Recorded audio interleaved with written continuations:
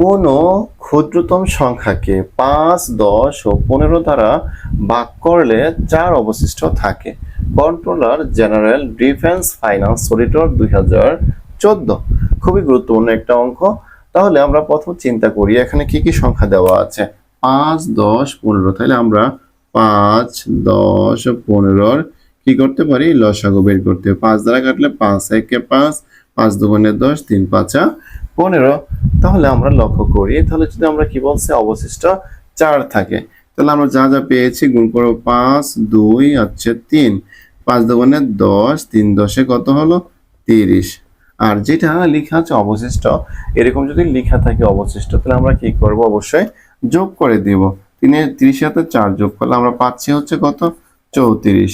তাহলে এখানে কতে আছে 64, খতে আছে 124, আর গতে আছে 34, আর ঘতে হচ্ছে কোনোটি নয়।